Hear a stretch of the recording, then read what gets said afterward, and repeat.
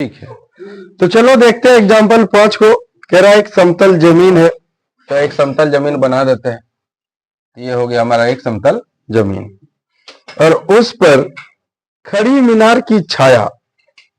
तो पहले एक मीनार तो बनाओ तब ना छाया बनेगा। ये एक मीनार है और उसकी जो छाया है 40 मीटर अधिक लंबी हो जाती है जब सूर्य का उन्नतांश 60 डिग्री से घटकर 30 डिग्री हो जाता है। अर्थात छाया एक सिरे से मीनार के शिखर का उन्नयन कोण 60 डिग्री है। मीनार के शिखर का उन्नयन कोण 60 डिग्री है। अब समझो, करा 60 डिग्री से 30 डिग्री हो जाता है, तो 60 डिग्री ये होगा और 30 डिग्री ये होगा। अब ये हम चित्र कैसे बनेगा, देखो एक मीनार है, उसका छाया ऐसे पड़ेगा, तो छाया पड़ेगा तो यहां पर नहीं दिखेगा, छाया जमीन पर दिखेगा। समझ गया? ये जो छाया चला वो 60 डिग्री से बढ़ के 30 डिग्री कब होता है? जब सूर्य अपना स्थिति बदलता है।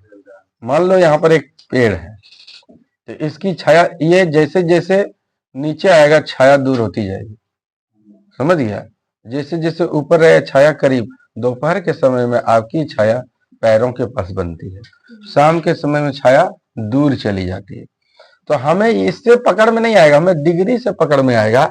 60 डिग्री ज्यादा खड़ा होगा, 30 डिग्री थोड़ा तिरछा होगा, यहां से पकड़ना होगा। ठीक, अब नाम दे दो इसका कुछ। तो ए, बी, सी और डी।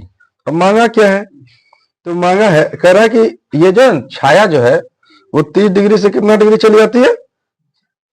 30 डिग्री से 60 डिग्री जब जाती है तो 40 मीटर पे जाती है। समझना बात को।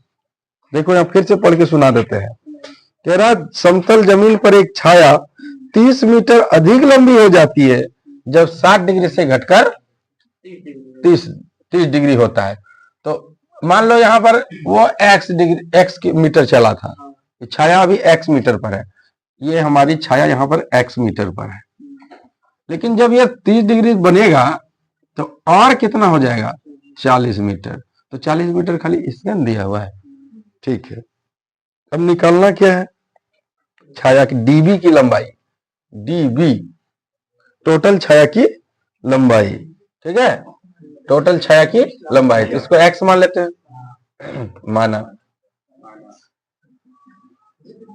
माना ए बी एक मीनार है। मीनार है कि क्या है? हाँ मीनार है, मीनार है। ठीक है, और थीटा दिया हुआ हमारा 60 डिग्री और थीटा दिया हुआ है 30 डिग्री। सी डी का वैल्यू दिया हुआ कितना? 40 मीटर। ज्ञात करना क्या है? ज्ञात करना है बी डी। बी डी बराबर बी सी जोड़ सी डी। इसको एक्स मानने की जरूरत है, नामे पे चलने। ठीक है, आगे देखते हैं। A B C D, A B C D. ठीक है, मिला लिए। अब कौन सा लोगे पहले? तो किसी से शुरुआत करो, उससे क्या फर्क पड़ता है? हल इन ट्रायंगल एबीसी। ठीक है, तो टेन, देखो आधार दिया हुआ है, एक लंब ले लेते हैं। टेन थीटा बराबर लंब बटे आधार, तो टेन 60 डिग्री बराबर ए बी बटे बी सी। अब ध्यान देने वाली बात, ना ए बी का वैल्यू पता ना ही बी सी का वैल्यू पता, तो हम यहाँ रुक जाएंगे। अब in triangle A B D, देख पा रहे हो? जब दोनों का वैल्यू नहीं पता है तो हमें रुकना है, जब वैल्यू आ जाएगा तब रख देंगे। अब टेन थीटा बराबर लंब बटे आधार, टेन 30 डिग्री बराबर लंब हो गया ए बी और आधार हो गया बी डी। ध्यान रहे 90 डिग्री यहां से बन रहा है, न कि यहां से। शुरुआत में कहेंगे 90 डिग्री होना चाहिए, और नहीं तो ACD तुम लोग डालोगे कहानी खत्म हो जाएगी। ठीक, तो 1/√3 AB का वैल्यू पता नहीं, AB रख दो। BD का वैल्यू पता है, BC जोड़ 40 नहीं है, देखो तो BC जोड़ 40। 1/√3 क्रॉस गुना करो, एक के साथ गुना करोगे तो उतना ही होगा। अरे कुछ तो दिया होगा मिनर का, दिया तो देखते हैं। नहीं दिया हुआ, कोई बात नहीं, निकलेगा। अब नहीं दिया तो क्या कर सकते हो, AB √3 होगा इसका, √3 AB होगा कि नहीं होगा।